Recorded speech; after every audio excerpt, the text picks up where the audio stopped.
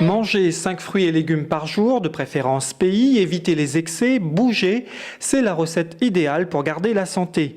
Un message bien capté par les élèves de l'école primaire du Butor qui participaient ce jeudi à une animation pédagogique et ludique intitulée « Manger, bouger à la sauce locale ». À l'origine de ce projet, Annabelle, Marion et Laura, étudiantes en licence professionnelle activités et techniques de communication, qui ont pu notamment compter sur le soutien de la coopérative agricole Vivea et de l'association Produits Pays Réunion. L'idée était de faire découvrir les bienfaits de nos fruits et légumes et de promouvoir la pratique du sport. 2 ateliers, donc un autour des fruits et un autour des légumes. Donc ils vont faire une dégustation à chaque fois de fruits et de légumes. Ils vont découvrir un peu comment ça se passe, comment c'est cultivé, etc. Aujourd'hui, nous, ce qu'on voudrait vraiment, c'est marquer le coup à Saint-Joseph, montrer que la commune a fait énormément d'efforts pour la restauration scolaire et mettre en avant les fruits et légumes locaux, donc d'où la présence de produits pays. Afin que les marmailles adoptent de saines habitudes et se familiarisent avec les produits locaux, ils ont été mis en situation. Vous pensez que les enfants vont apprécier ? Je pense bien, oui. Ils vont même découvrir et ça va être même peut-être étonnant pour eux. C'est des chou-fleurs. Quoi ? Oui, voilà. Non, le chou-fleur, il n'y a pas. Et ça, c'est quoi ? Un chou. On va répéter 2 fois.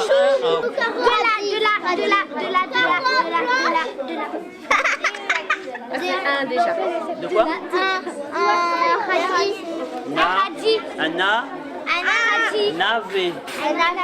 Arrive alors l'heure du petit déjeuner et s'il n'est pas rare en général de voir un enfant rechigner à manger ses légumes, ce jeudi, tomates, carottes et chouchous découpés en bâtonnets ou encore transformés en voitures, animal et fleurs avaient l'air plutôt appétissants. Alors tu goûtes et tu me dis si c'est bon après, ok ?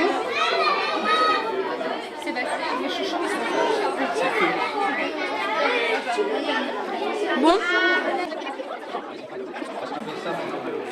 Ben, Thomas, tu te dépêches? Non. Tu préfères lequel, le chouchou ou les carottes? Moi, j'ai un papa qui sort de la crête, donc ça m'a mis un petit chou. Sincèrement, j'aime les deux, moi. Merci, je peux passer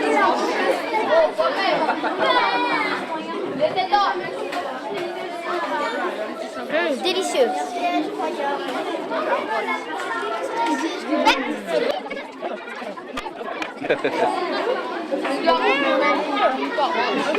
Un vrai délice aussi bien pour les papilles que pour les yeux. Faut qu'on fait, c'est pas avec l'intérieur, c'est avec la peau. Voilà, avec ceci. Après, on va faire Qu'est-ce qu'on peut faire Je vais d'autre vous avec montrer les avec une carotte comment on fait une voiture. Ben oui, c'est possible. Alors tout le monde y vient de refaire alors? Non, je pense pas. Peut-être ça. Peut-être c'est la nôtre. C'est un petit peu trop. C'est trop chou.